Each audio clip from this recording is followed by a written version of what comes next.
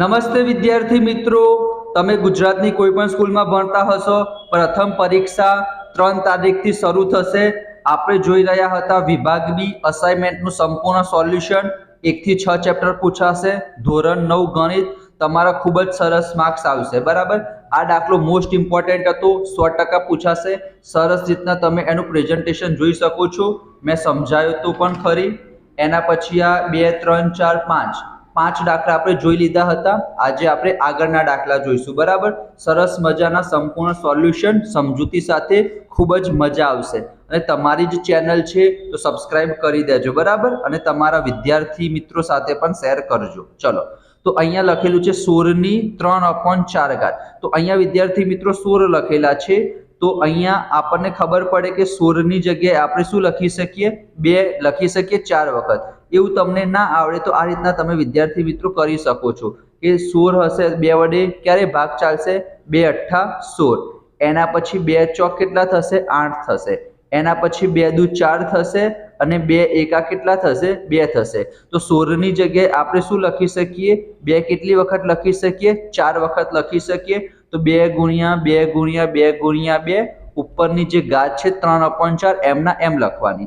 2 કેટલી વખત છે? 4 વખત. તો 2 ની કેટલી ઘાત થાય? 4 ઘાત થાય. ઉપરના 3/4 આપણે એમના એમ લખવાના. હવે એક ઘાતની ઉપર બીજી ઘાત હોય તો બંને ઘાતોનો શું થાય? ગુણાકાર થાય. તો 4 × 3/4.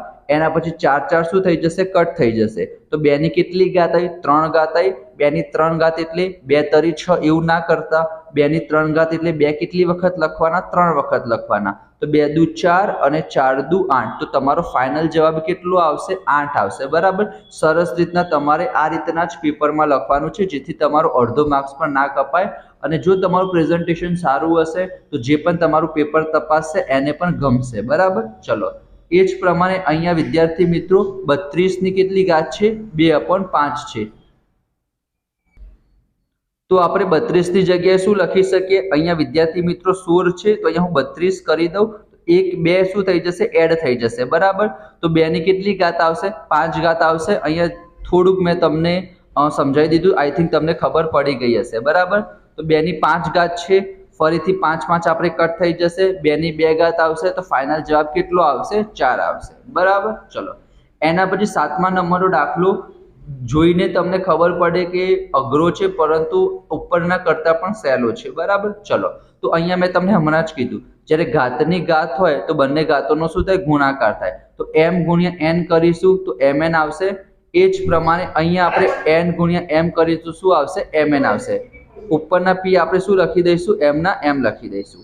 હવે આપણને ખબર છે જ્યારે આધાર કેવો હોય? સરખો હોય અને બંને વચ્ચે ગુણાકારનો સંબંધ હોય તો ઘાતોનો શું થાય? સરવાળો થાય. બરાબર, એ તો તમને ખબર છે. તો એનો આપણે યુઝ કરીએ તો પણ ચાલે. એના પહેલા p ને આપણે અંદર આપી દઈશું. તો mnp mnp એવું થઈ ગયું. પછી mnp નો સરવાળો કરીશું તો 2mnp આવી જશે. બરાબર, તો બહુ જ સિમ્પલ દાખલો છે, તમને ખબર પડી ગઈ હશે. બરાબર, શું કરવાનું એક વખત સમજાવી દઉં. આ પહેલા n અને m ને અંદર આપી દઈશું, પછી p ની અંદર આપી દઈશું, એટલે mnp થઈ જશે. આધાર સરખો છે અને બંને વચ્ચે ગુણાકારનો સંબંધ છે. તો mnp પ્લસ mnp કેટલા થઈ જશે? 2mnp થઈ જશે. એ જ આપણે લાવવાના છે. બરાબર, ચલો, જો તમને ખબર પડી હોય તો વિડીયોને લાઈક કરજો, ચેનલને સબસ્ક્રાઇબ જરૂર કરજો. બરાબર, ચલો, એના પછી આ દાખલો પણ હમણાંના જેવો જ છે. 361 જોઈને જ તમારા દિમાગમાં આવી જવું જોઈએ કે 19 નો વર્ગ 361 થશે. બરાબર, તો 19 ની 2 ઘાત લખી શકીએ.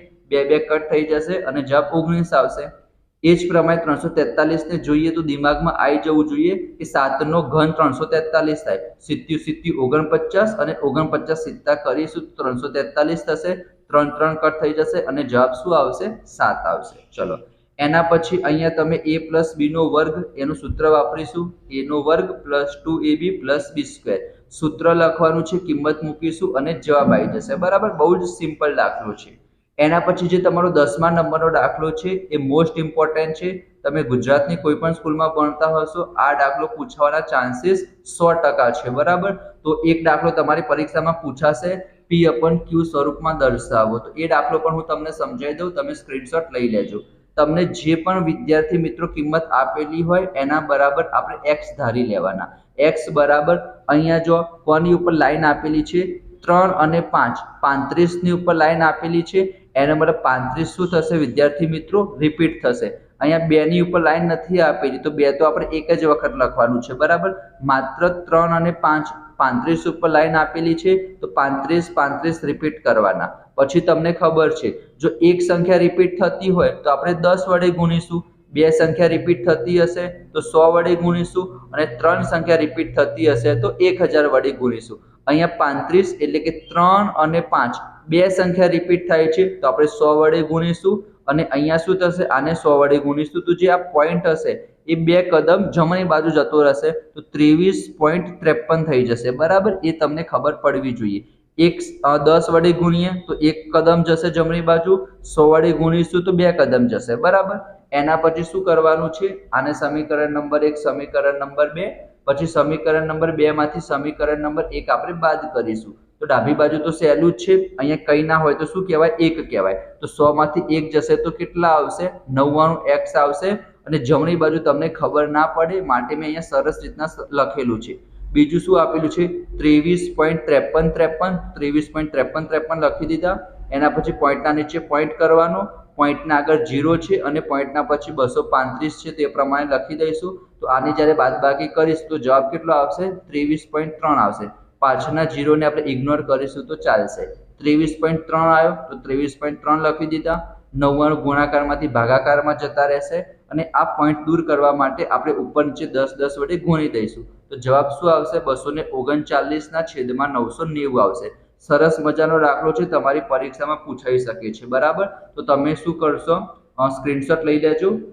પહેલા ચેપ્ટરના મેં 2 વિડીયો બનાવેલા છે, હજી એકાદ 2 વિડીયો આવશે. એમાં પહેલા ચેપ્ટરના આપણે બધા જ પ્રશ્નો કવર થઈ જશે. એના પછી જે તમારું બીજું ચેપ્ટર છે, છઠ્ઠું ચેપ્ટર છે, ત્રીજું, ચોથું, એની પણ આપણે વાત કરીશું, બરાબર. આજનો વિડીયો પસંદ આવ્યો હોય વિડીયોને લાઈક કરજો, ચેનલને સબસ્ક્રાઇબ કરજો, તમારા દોસ્તો સાથે શેર કરજો. વિજ્ઞાન, અંગ્રેજી, સામાજિક વિજ્ઞાન એનું પણ આપણે સોલ્યુશન મેળવીશું. તમારા ખૂબ જ સરસ માર્ક્સ આવશે. તમને જ્યાં પણ તકલીફ હોય મને કોમેન્ટમાં જણાવજો, બરાબર. તો મળીશું આપણે નેક્સ્ટ વિડીયોમાં. ત્યાં સુધી જય Shri Krishna, Radhe Krishna. Thank you so much.